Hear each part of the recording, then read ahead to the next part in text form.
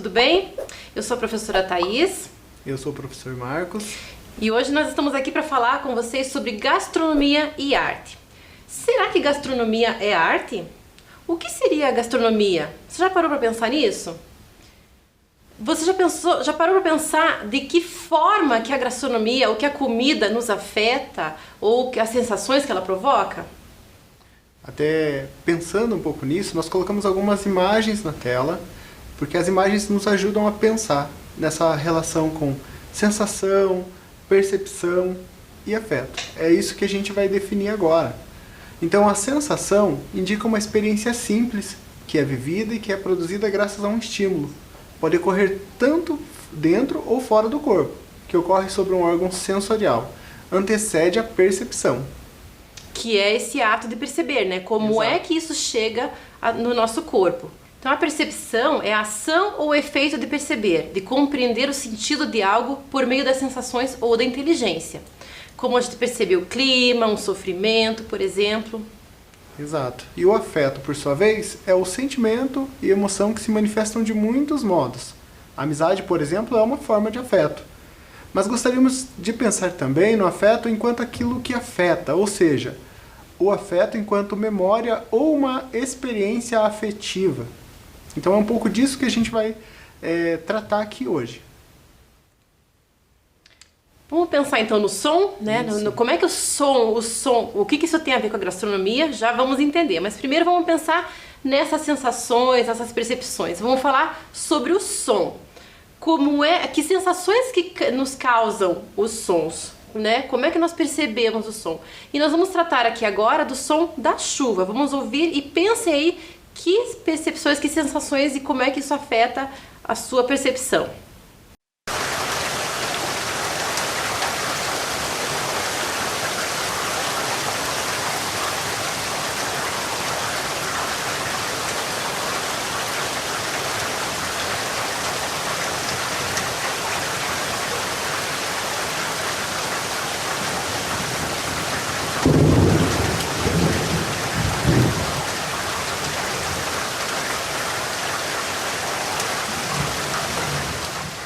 O interessante dessa atividade é que o som pode remeter a diferentes emoções, né? Então, para muita gente, o som da chuva vai trazer aquela vontade de ficar em casa, de dormir, de repente assistir alguma coisa. Para outras pessoas, pode não ser uma sensação tão agradável. Pode ser que remeta a alguma outra coisa. Mas o que vai acontecer com esse som se a gente colocar mais um estímulo, mais um sentido aí para nossa atividade? Então, quando a gente coloca uma ideia agora visual, será que as suas percepções, será que as suas sensações vão mudar? Vamos ouvir novamente.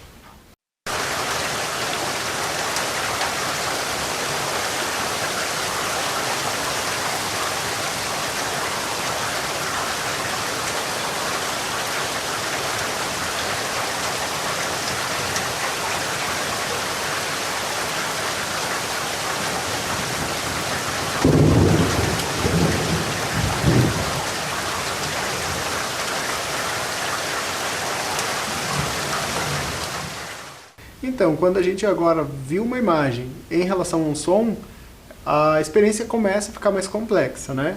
Então já temos agora também o sentido da visão ali operando. Na próxima tela, nós temos agora um vídeo. Deixa eu explicar antes como que vai funcionar. Às vezes, essa justaposição de sentidos, vamos chamar assim, ou seja, quando eu estou operando mais de um sentido ao mesmo tempo, a gente pode até se iludir. Então, você sabia que em filmes, por exemplo, as pessoas normalmente usam para efeitos sonoros coisas que na verdade nem são aquele som que a gente ouve, né? O som da chuva, por exemplo, pode ser inclusive um bacon fritando. Né? O som da trovoada pode ser uma chapa de radiografia ou qualquer outra coisa assim. Para mostrar um pouco disso e ver como isso funciona na prática, né, Thaís, nós vamos passar agora um videozinho em que você tem que tentar perceber qual é o som da chuva mesmo e qual é o som do bacon. Vamos ver então se você se você consegue perceber o que é o que aqui.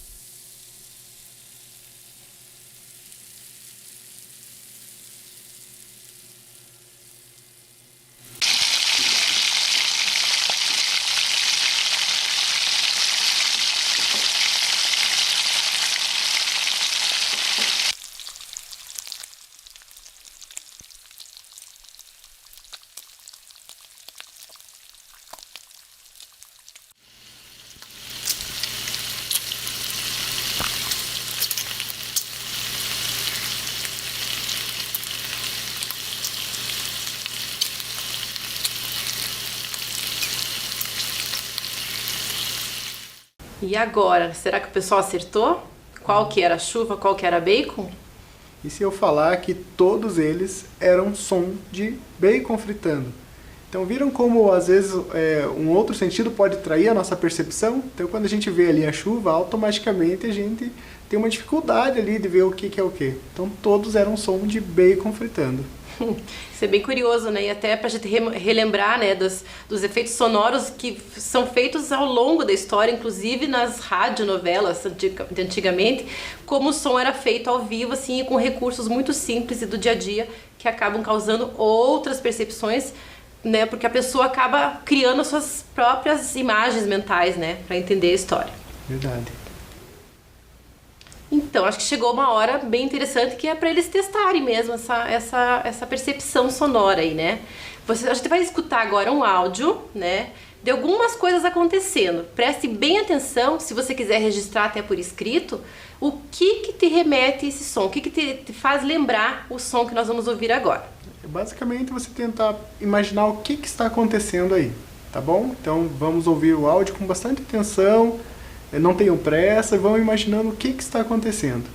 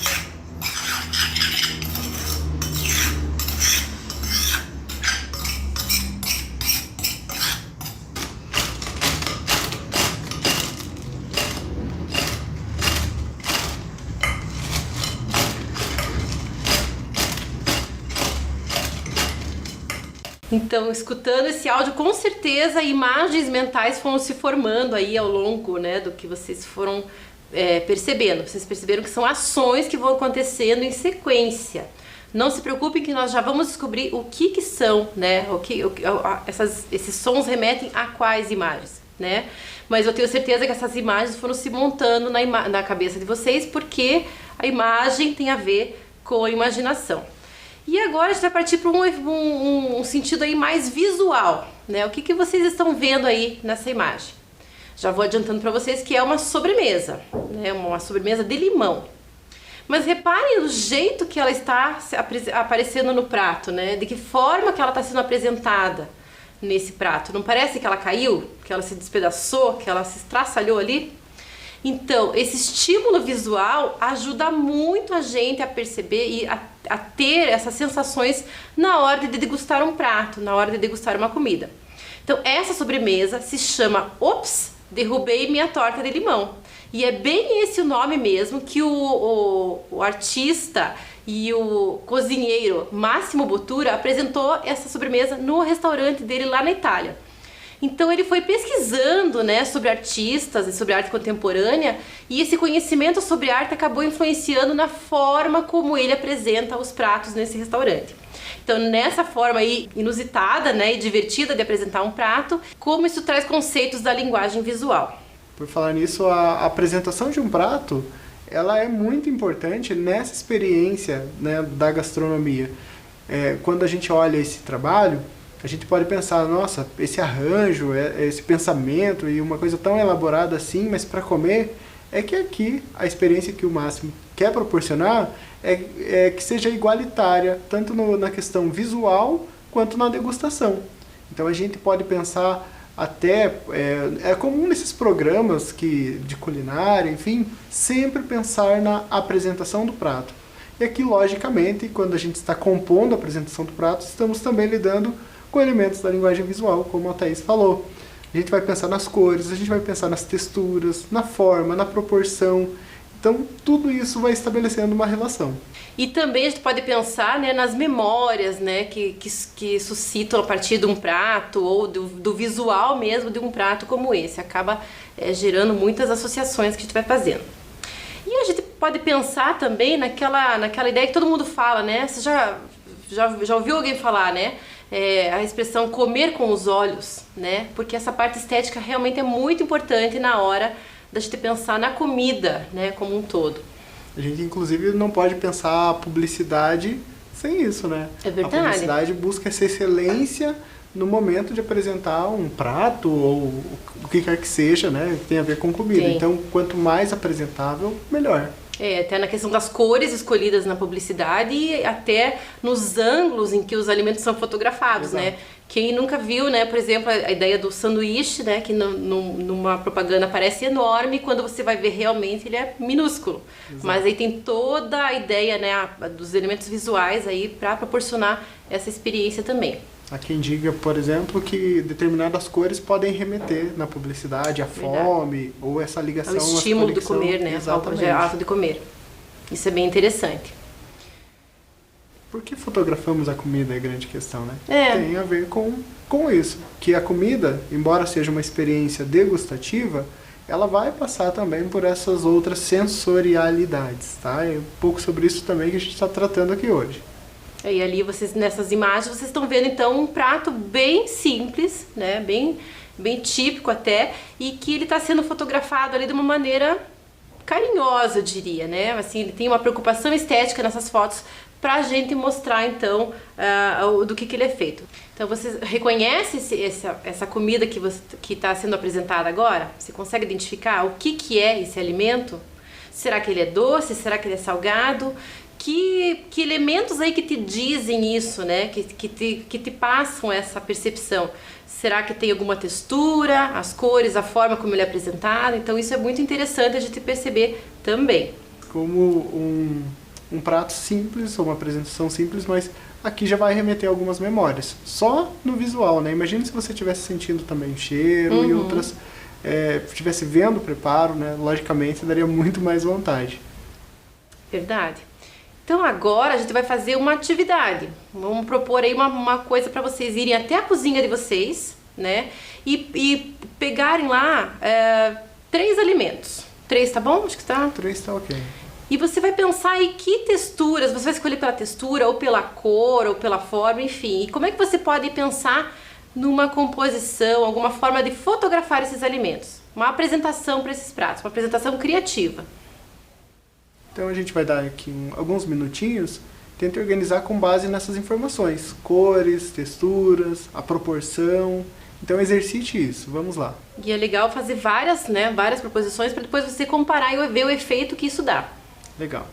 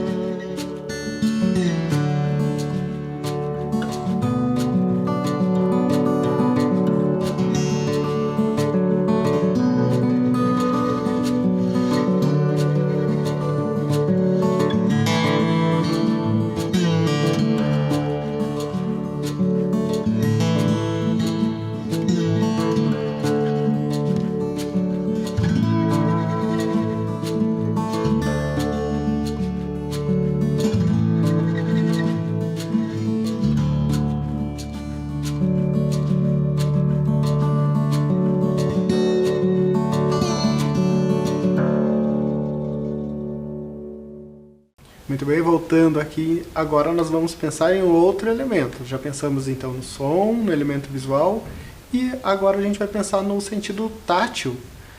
Então, como que a gente percebe, como que a gente sente a textura, né? A gente sente a textura tocando nela, então aqui é o tátil mesmo, mas existe também a textura visual, né? Então é quando a gente vê imagens ou gráficos ou padrões que vão tentar reproduzir aquela textura que a gente sente de maneira tátil. Há também a possibilidade de sentir a textura na degustação de um prato, né? Então normalmente essa a gente deixa um pouquinho mais de lado, mas hoje em dia, né, até por conta desses programas como a gente já citou aqui de culinária, enfim, a gente já consegue pensar um pouco melhor sobre isso. Que os alimentos têm uma textura que é própria, uma consistência própria. E é legal também exercitar isso, né, Thaís? É legal exercitar essa percepção e, assim, muito do que a gente fala que gosta ou não gosta de comer passa muito pela textura dos alimentos, né? E a gente, às vezes, come um alimento sem parar para prestar atenção nessa textura. E ela remete realmente a muitas outras sensações. Então, mais uma proposta aqui. Agora você vai tentar perceber 3 texturas diferentes em alimentos. No dia a dia a gente vai comendo, a gente não pensa muito sobre. Então a ideia de 3 alimentos para você tentar sentir essa textura é para você também tentar qualificar elas. Então você pode descrever o que esse alimento me traz em termos de textura. Como que ele é na boca, né? Ele é mais áspero, ou ele é mais macio, mais líquido, mais pastoso, e aí por diante você pode ir tentando classificar e qualificar essa textura que você está sentindo.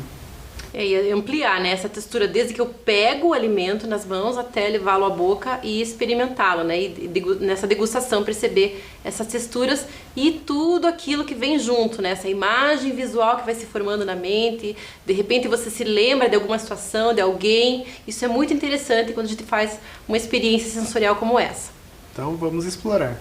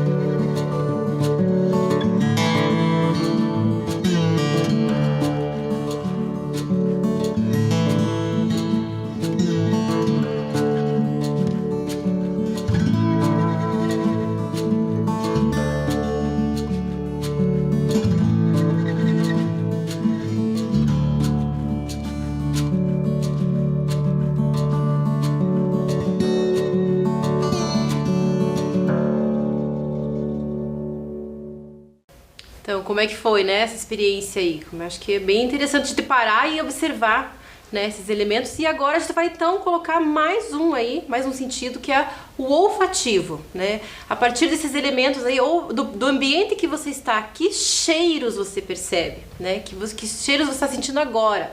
De repente, depois de degustar esses alimentos, já de repente mudou aí, né, no ambiente que você está, os cheiros que você está envolvido aí e a que remete também esses cheiros. A ideia então é ir criando repertório, né? À medida que a gente começa a pensar sobre isso que a gente está fazendo, às vezes é uma ação simples, como já dizemos aqui, que você faz no dia a dia, né, que é comer, mas quando você começa a pensar sobre isso, você vai criando um repertório. E aqui com o olfato não é diferente. É interessante que com qualquer sentido é possível você ir aguçando ele a partir desses exercícios de experimentar, de explorar, de perceber mesmo. Então a ideia aqui é que agora você, no ambiente que você estiver, você tente sentir os cheiros que compõem. De repente já tem alguém aí cozinhando, ou acabamos de tomar um café, ou os próprios cheiros que estão no ambiente, alguém perfumado, o cheiro de produto de limpeza. O cheiro também remete à memória, tá, gente? Então, qual é o prato que mais lhe atrai pelo cheiro? Então tem gente que, onde quer que esteja, sente o cheiro de arroz cozinhando, já, né, se liga naquele momento. Né? Tem gente que gosta muito do cheiro do café, por exemplo, porque vai remeter uma memória. Traz um aconchego, né? Traz Exato. uma memória. Bem interessante. Então agora a gente vai propor que você, da mesma forma que você fez com as texturas, você vá na cozinha e tente explorar com o sentido do olfato esses alimentos. Pelo menos 5 alimentos e também tentar classificá-los.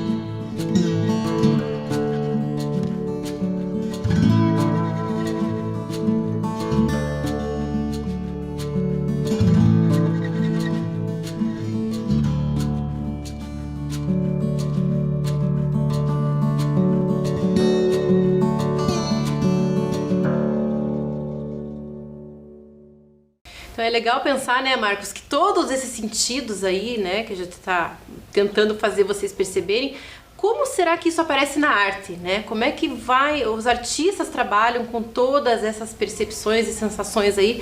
Como que isso se manifesta na arte? Geralmente, os artistas trabalham muito com a ideia de instalações, né? Instalações artísticas, que numa instalação artística a ideia é realmente que o espectador faça uma imersão, que ele realmente entre, né, por essa instalação e tenha essas percepções. E lembrando aí, né, da ideia da chuva, que a gente já viu lá no comecinho, que tal se a gente pudesse, né, pensando aí numa experiência sensorial muito, muito intensa, se a gente conseguisse entrar numa instalação que mostra a chuva acontecendo, chuva de verdade, com água caindo do teto, mas você entrar na chuva, né, ter essa sensação de você andar na chuva, mas você sair do outro lado totalmente seco, enxuto, sem nenhuma gota no seu corpo. É o que se propõe, né, agora a ideia dessa instalação artística produzida pelo Randall International, né, que é um grupo de Londres, né? Então eles vão usar diversos recursos tecnológicos aqui nessa instalação e a ideia é justamente essa, a pessoa andar na chuva sem se molhar. Até subvertendo aquele ditado popular que diz que quem está na chuva é para se molhar, aqui não acontece isso. Nem um pouco. O grupo, conforme você caminha, os sensores te detectam e evitam que a chuva caia sobre você. Então deve ser uma experiência bem maluca, única, né? E única. Porque você realmente entra, né? Você tem a percepção sonora, você consegue a visual, mas você realmente não se molha. Vamos assistir para entender um pouquinho do que é esse trabalho.